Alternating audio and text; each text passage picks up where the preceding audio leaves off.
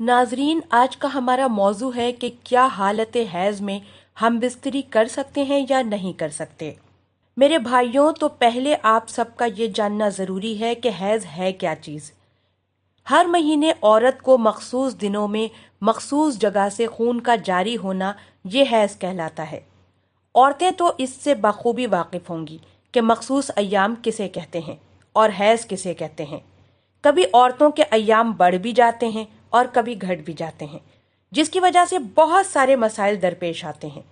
इसी वजह कर जो शादीशुदा ख़वातीन हैं वो बहुत ज़्यादा ही मसाइल का शिकार होती हैं। कुछ मर्द हजरात जो होते हैं वो अपने आप पर काबू नहीं रख पाते, या फिर कभी वो दूर दराज मकामात पर गए होते हैं, मुल्क से या शहर से बाहर गए होते हैं, और जब घर लौटते हैं तो बीवी के इस तरह के मसाइल शुरू हो जाते हैं जिसके बिना पर वो उन दिनों हम बिस्तरी नहीं कर पाते, और किसी को लाइल्मी की वजह से उनका पता नहीं होता और वो ऐसी हालत में ही हम बिस्तरी करना शुरू कर देते हैं। तो देखें, कुछ वो बातें जिसको अल्लाह पाक ने उमूमी हालत में जायज़ और हलाल रखा है, लेकिन कभी वही बातें ख़ास चीज़ों में आकर नाजायज़ और हराम हो जाती हैं।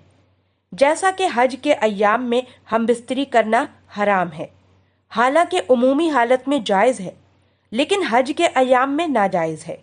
इसी तरह दीन के इतने मोटे मोटे मसाइल जो हमें जायज़ नाजायज़, हलाल और हराम, पाकी और नापाकी में तमीज़ दे सकें, वो जानना बहुत ज़रूरी है। लेकिन आज हमारा हाल क्या है कि हमने दीन से इस कदर लाताल्लुकी अख्तियार कर ली कि हमें मोटे मोटे वो मसाइल जिनका हमें पता होना ज़रूरी था, आज हम उनसे नावाकिफ़ हैं, और उसी की बिना पर हमसे ऐसे ऐसे गुनाह सरजद हो जाते हैं जिससे हमारा निकाह, हमारा ईमान सब खतरे में आ जाता है। देखें, ये याद रखें कि जब तक आप एक ईमान वाली जिंदगी नहीं गुजारेंगे, आपका कोई भी काम दुरुस्त नहीं होगा। आप मुसलमान होते हुए भी मुसलमान ना हो और आपको पता ही ना हो कि आपने अपनी जबान से ऐसी कौन सी बात कही है जिससे आपका ईमान सलब हो गया है, जिससे आपका ईमान खत्म हो गया है, जिससे आपका ईमान खतरे में पड़ गया है, तो ये आपकी बेवकूफ़ी है, कम इल्मी है। लिहाजा दीन के इतने मोटे मोटे मसाइल की पाकी नापाकी, जायज़ नाजायज़, हलाल और हराम की तमीज़ आ जाए, ये इंतहाई ज़रूरी है। तो मैं बात कर रही थी कि हैज़ की हालत में हम बिस्तरी करना।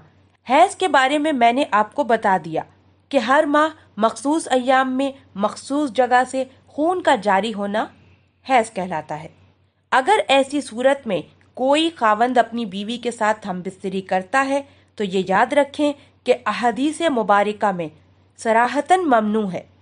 कुरान पाक में भी इसका सराहतन जिक्र है कि जब तक तुम्हारी औरतें अच्छी तरह पाकी हासिल ना कर लें, तुम उनके करीब ना जाओ। कुरान की आयत के मुताबिक अल्लाह पाक ने फरमाया कि जब तक वो पाकी हासिल ना कर लें, और ऐसी पाकी कि उसके बाद कोई खदशा ना हो कि अब उनको दोबारा हैज़ आएगा, तब तक तुम्हें इंतज़ार करना है, जब तक कि उनका हैज़ मुकम्मल तौर पर मुनक़ता ना हो जाए, यानी ख़त्म ना हो जाए। ये हमें अब पता कैसे चलेगा? तो हम उसके अय्याम को पहले देखेंगे कि आदाद औरतों की है क्या। 3 दिन, 4 दिन, 5 दिन, 7 दिन, 10 दिन या 9 दिन। जब हमें अय्याम पता होंगे कि मखसूस अय्याम हैं कितने, आदत है कितनी, फिर इसके मुताबिक हम हुक्म लगाएंगे कि अब कितने दिनों में उसका हैज़ बंद हुआ है।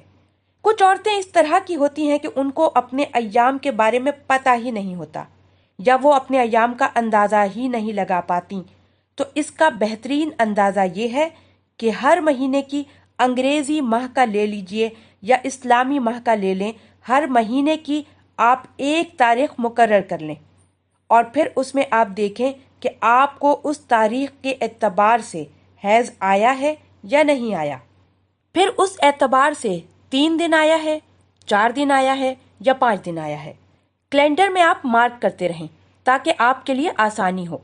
जब तक आप यहाँ से अंदाज़ा नहीं करेंगी तो आपका ये मसला हैज़ की हालत में हम बिस्तरी करने का कभी भी ख़त्म नहीं होगा। तो हैज़ की हालत में हम बिस्तरी करना ये इंतहाई गलीज़ काम है और हराम काम है।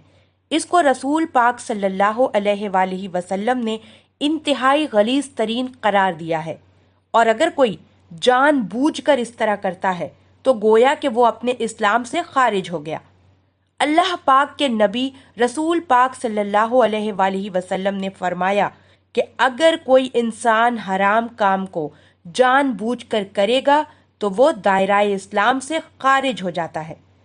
لہٰذا جس کو پتا تھا اور اس نے اس وقت بھی حالت حیض میں ہم بستری کی تو اسے چاہیے کہ وہ کفارہ ادا کرے اور اللہ پاک سے توبہ کرے، اور اگر کسی کو نہیں پتا تھا، غیر دانستگی میں اس سے یہ کام سرزد ہو گیا، تو ان سے گزارش ہے کہ دین کے ایسے موٹے موٹے مسائل جو آپ کی روز مرہ کی زندگی سے متعلق ہیں وہ آپ ضرور سیکھیے،